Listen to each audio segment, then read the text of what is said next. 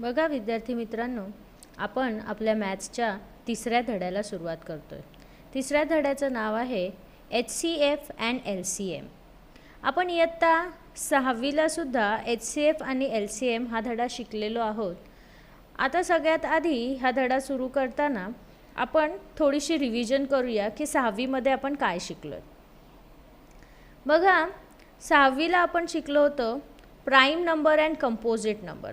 So what is prime number? A number that can be divided by exactly only by itself and 1. म्हणजे complete division तेव्हाच होते त्या नंबरची जेव्हा त्या नंबरला आपण 1 आणि त्या नंबरनेच डिवाइड करत असतो. आता जर आपण घ्यायचं झालं फॉर एक्झाम्पल,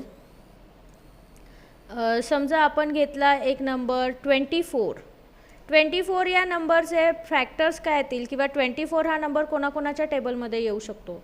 तर 1च्या टेबलमध्ये येईल, 2च्या टेबलमध्ये येईल, 3च्या टेबलमध्ये येईल, 4च्या टेबलमध्ये येईल, 6च्या टेबलमध्ये येईल, 12च्या टेबलमध्ये येईल आणि 24च्या टेबलमध्ये. पण हेच जर मी समजा 13 हा नंबर घेतला तर 13 हा नंबर कोणाच्या टेबलमध्ये येतो? फक्त 1च्या टेबलमध्ये येतो, त्यानंतर तो डायरेक्ट 13च्या टेबलमध्ये येतो. बाकी कुठल्याच टेबलमध्ये हा नंबर येत नाही. याचाच अर्थ असा आहे की हे दोन नंबर्स जर मी विचारात घेतले तर यातला 24 हा नंबर प्राईम नंबर नाही आहे, पण 13 हा नंबर प्राईम नंबर आहे. कारण की त्याचे जेव्हा मी फॅक्टर्स लिहिते तेव्हा मला त्याचे फॅक्टर्स फक्त 1 आणि 13 म्हणजे 1 आणि तो नंबर स्वतः असे दोनच फॅक्टर्स त्याला आहेत. आता आपण बघूया को-प्राइम नंबर्स म्हणजे काय. को-प्राइम नंबर्स म्हणजे काय? Two numbers which have only one as a common factor are said to be coprime numbers. They are also known as relative prime or mutually prime numbers. Coprime numbers आपण कशाला म्हणतो की ज्यावेळेस आपल्याला दोन नंबर्सचे आपण फॅक्टर्स लिहिलेले असतील आणि त्या फॅक्टर्समध्ये जर 1 हा एकच फॅक्टर कॉमन येत असेल तर त्या दोन नंबर्सना आपण को-प्राइम नंबर्सची पेअर असं म्हणू शकतो. आता इथे एक आपण एक्झाम्पल बघूया को-प्राइम नंबरचं. समजा मी नंबर घेतला 10 अँड 21. ओके, मग आता 10चे फॅक्टर्स काय येतील? फॅक्टर्स ऑफ 10 बरोबर किती येतील? 1 मध्ये येईल, 2 मध्ये येईल, 5 आणि 10 हे झाले 10चे फॅक्टर्स. मग फॅक्टर्स ऑफ 21चे फॅक्टर्स काय येतील? 21चे फॅक्टर्स येतील 1, त्यानंतर 3, 7 अँड 21. आता ह्या दोन फॅक्टर्समध्ये जर मी बघितलं तर 10च्या फॅक्टरमध्ये आणि 21च्या फॅक्टर्समध्ये कॉमन कोणते फॅक्टर आहेत? फक्त 1 हा एकच फॅक्टर या दोघांमध्ये कॉमन आलेला आहे. म्हणजेच 10 आणि 21च्या फॅक्टरमध्ये only 1 is common factor. So 10 and 21 are pair of coprime numbers. आलं लक्षात? 10 आणि 21 मध्ये 1 हा एकच फॅक्टर मला कॉमन मिळालेला आहे आणि त्यामुळे ते काय आहेत? Co-prime numbers. त्यांना मी को-प्राइम नंबर्स असं म्हणणार कारण 1 हा एकच फॅक्टर त्यांच्यामध्ये कॉमन आलेला आहे. बघा आता आपण बघूया ट्विन प्राइम नंबर्स म्हणजे काय. ट्विन प्राइम नंबर्स याच्या आधी आपण बघितलं होतं को-प्राइम नंबर्स. आता आपण बघूया twin prime numbers. If the difference between two prime numbers is 2, the numbers are said to be twin prime numbers. For example, let's write prime number from 1 to 20. आपल्याला 1 to 20 prime numbers लिहायचे आहेत. इथे मी लिहिलेले आहेत already. तर 1 to 20 मध्ये येणारे prime numbers आहेत 2, 3, 5, 7, 11, 13, 17 अँड 19. हे 1 to 20 मध्ये येणारे प्राइम नंबर्स आहेत. आता यांच्यामध्ये जर तुम्ही हे प्राइम नंबर्स बघितले 3 आणि 5, 3 आणि 5 मध्ये डिफरन्स कितीचा आहे? 2चा डिफरन्स आहे. त्याचप्रमाणे 5 आणि 7 यांच्यामध्ये डिफरन्स कितीचा आहे? 2चा आहे. 11 आणि 13 यांच्यामध्ये कितीचा डिफरन्स आहे? 2चा डिफरन्स आहे. 17 आणि 19 यांच्यामध्ये सुद्धा 2चा डिफरन्स आहे. म्हणजेच 3 and 5, त्यानंतर 5 and 7, त्यानंतर 11 and 13 आणि 17 and 19 हे जे नंबर्स आहेत यांना आपण म्हणणार ट्विन प्राईम नंबर्स. यांना ट्विन प्राईम नंबर्स असं यासाठी म्हणणार कारण 3 आणि 5मध्ये 2चा डिफरन्स आला आहे, 5 आणि 7मध्ये पण 2चा डिफरन्स आला आहे, 11 आणि 13मध्ये सुद्धा 2चा डिफरन्स आहे आणि 17 आणि 19मध्ये सुद्धा 2चा डिफरन्स आहे. म्हणजे असे प्राईम नंबर जे फक्त 2च्या डिफरन्सने आलेले असतात. आता याच्यामध्ये 7 आणि 13 यांना मी ट्विन प्राईम नंबर्स म्हणणार नाही. त्यांच्यामध्ये डिफरन्स कितीचा आहे? 2चा आहे का फक्त? नाही, त्या दोन नंबर्समध्ये खूप जास्त डिफरन्स आहे. ज्यावेळेस दोन प्राईम नंबर्समध्ये फक्त 2 नंबर्सचा डिफरन्स असतो किंवा आपण असं पण म्हणू शकतो की असे दोन प्राईम नंबर जे जोडून आलेले असतात. म्हणजे 3 नंतर लगेचच 5 हा येतो प्राईम नंबर, 5 नंतर लगेचच 7 हा येतो. म्हणजे फक्त 2च्या डिफरन्सने येणारे हे प्राईम नंबर्स असतात. त्यांना आपण म्हणतो ट्विन प्राईम नंबर्स. तर मग आता तुम्ही सुद्धा आपले जे 1 to 100 नंबर्स आहेत या 1 to 100 नंबर्समधले ट्विन प्राईम नंबर्स शोधण्याचा प्रयत्न करा. बघा आता आपण शिकणार आहोत factorising a number into its prime factors. म्हणजे काय आहे की एखादा नंबर जो आहे त्याला आपण त्याच्या प्राईम फॅक्टर्समध्ये फॅक्टरायझेशन करायचं. त्याचं ते कसं करायचं तर इथे एक रूल आहे. Any composite number can be written as the product of prime numbers. हे कोणी सांगितलेलं आहे? युक्लिड नावाचा जो मॅथमॅटिशियन होता, गणितशास्त्रज्ञ होता, त्याने हा रूल सांगितला की कोणताही कंपोजिट नंबर म्हणजे कोणता नंबर की जो कोणत्याही पाढ्यामध्ये येतो, म्हणजे एकापेक्षा जास्त पाढ्यांमध्ये तो येतो, तर त्याला आपण बोलणार कंपोजिट नंबर. मग असा जो कंपोजिट नंबर असणार आहे त्या कंपोजिट नंबरचे फॅक्टर्स आपण त्याच्या प्रोडक्ट ऑफ प्राईम नंबर्सच्या प्रकारात लिहू शकतो. आता हे जे प्राईम फॅक्टर्स आपल्याला पाडायचे आहेत ते पाडण्याच्या 2 पद्धती आहेत. त्यातली पहिली पद्धत आहे व्हर्टिकल अरेंजमेंट आणि दुसरी पद्धत आहे हॉरिझॉन्टल अरेंजमेंट. आता आपण सगळ्यात आधी बघणार आहोत व्हर्टिकल अरेंजमेंट.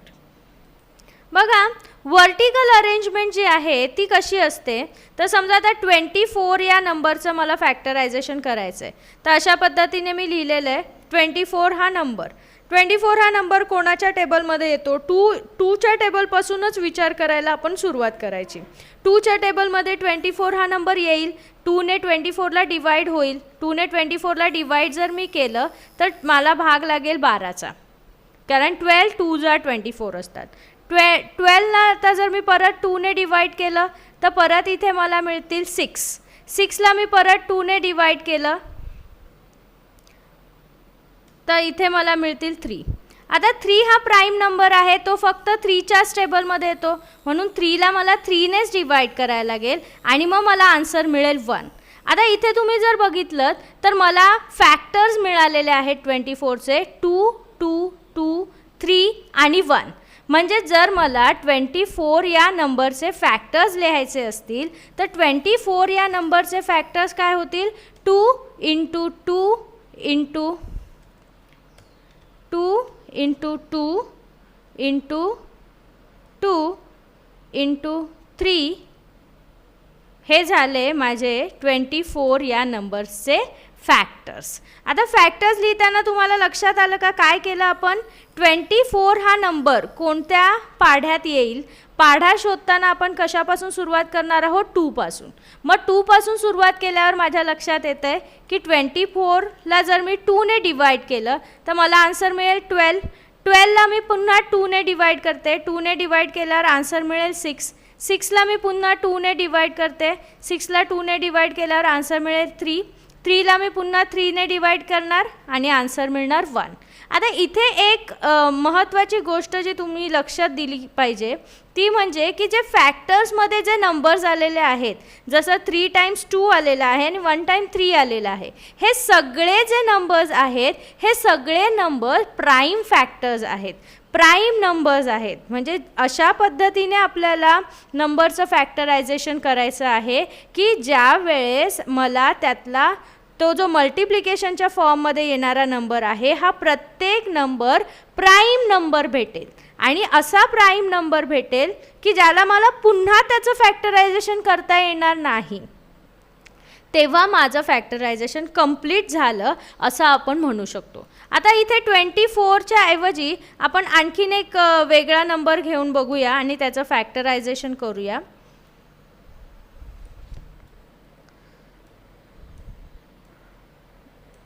समजा 24च्या ऐवजी आपण घेतला नंबर 45. ओके, 45 हा नंबर घेतला तर सगळ्यात आधी मी इकडे लिहिला 45 हा नंबर.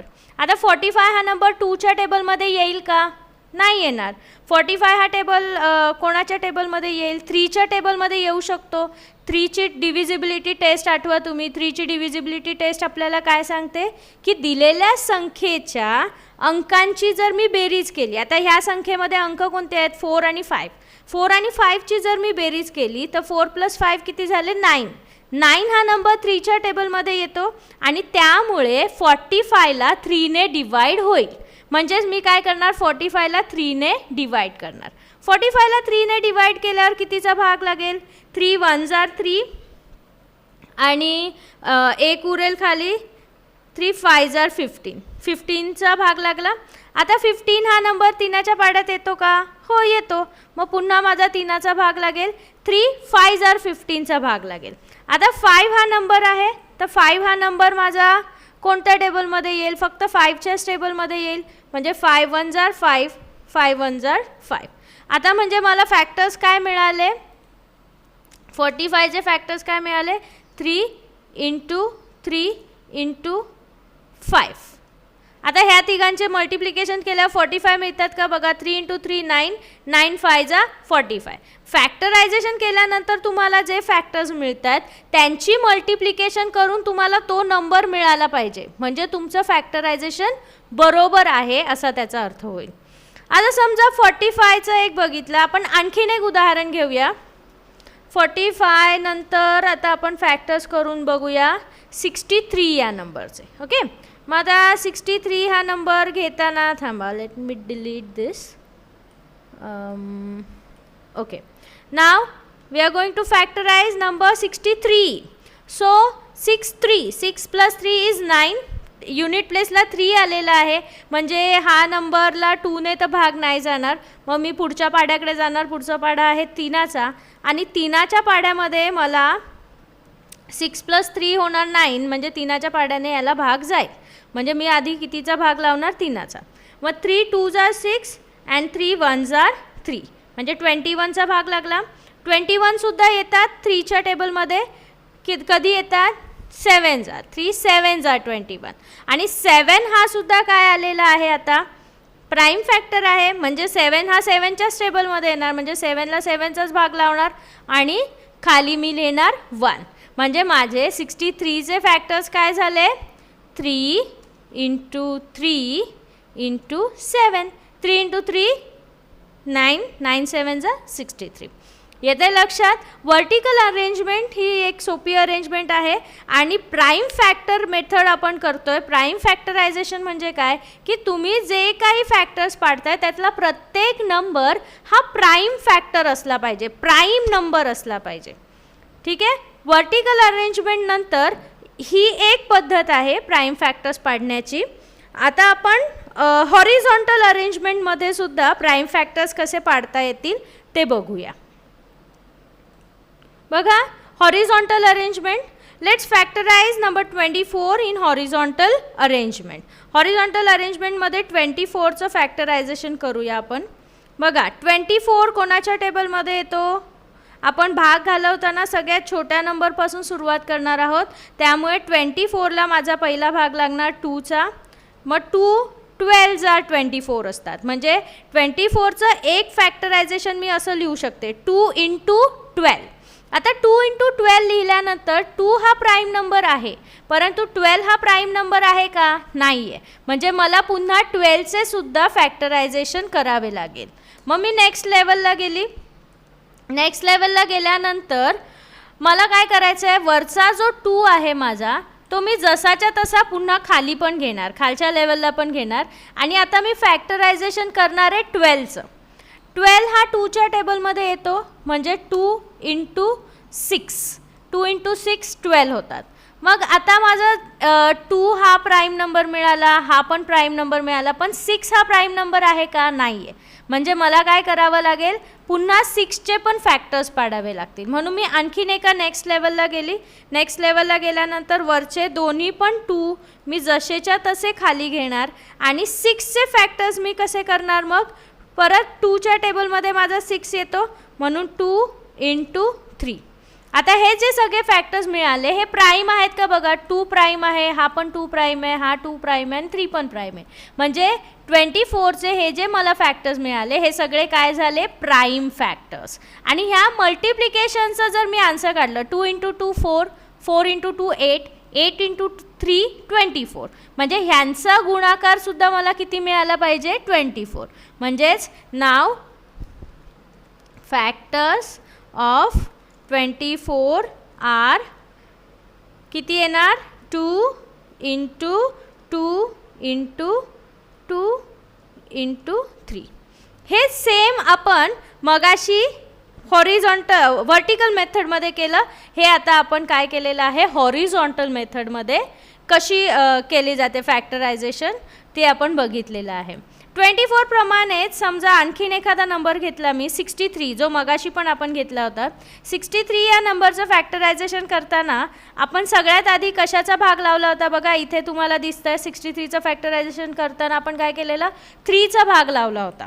म्हणजेच मी 3चा भाग लावणार, 3च्या पाड्यामध्ये किंवा 3चा भाग लावल्यावर मला काय मिळेल, 21. 3 जा 63 असतात. म्हणजे मी आधी इथे काय करते, 3ने 63ला डिवाइड केलं. 63ला तुम्ही प्रत्यक्ष भागाकार करून बघा हवं तर. 3ने 63ला डिवाइड केल्यानंतर मला भागाकार मिळतो, कोशंट मिळतो 21. आता मिळाले मला फॅक्टर्स 3 × 21, पण मला प्राईम फॅक्टर्स पाहिजेत. याच्यामध्ये 3 हा नंबर प्राईम आहे, पण 21 हा नंबर प्राईम आहे का, नाही. त्यामुळे मला काय करायला लागेल, आणखीन एका लेवलवर त्यांची मल्टिप्लिकेशन करावी लागेल. म्हणजे वरचा 3 मी तसाच ठेवला. आता पुन्हा 3च्या टेबलमध्ये 21 येतो, 3 7 जा 21. आता मला जे मिळालेले फॅक्टर्स आहेत हे सगळे प्राईम फॅक्टर्स आहेत. म्हणजेच माझ्या 63चे फॅक्टर्स काय मिळाले मला, 3 × 3 × 7. समजली हॉरिझॉन्टल अरेंजमेंट. ह्या दोन पद्धती आहेत कोणत्याही संख्येचं फॅक्टरायझेशन करायच्या. फॅक्टरायझेशन म्हणजेच काय, कोणतीही संख्या त्याच्या गुणाकाराच्या स्वरूपात आपण लिहितो, पण हा जो गुणाकार असतो हा त्यांच्या प्राईम नंबर्सचा गुणाकार असतो, प्राईम फॅक्टर्सचा गुणाकार असतो. आणि हे प्राईम फॅक्टर्स काढण्याच्या ह्या दोन पद्धती आहेत. एक आहे व्हर्टिकल अरेंजमेंट आणि दुसरी आहे हॉरिझॉन्टल अरेंजमेंट. मग आपण पुढच्या व्हिडिओमध्ये या धड्यातले पुढचे भाग बघूया.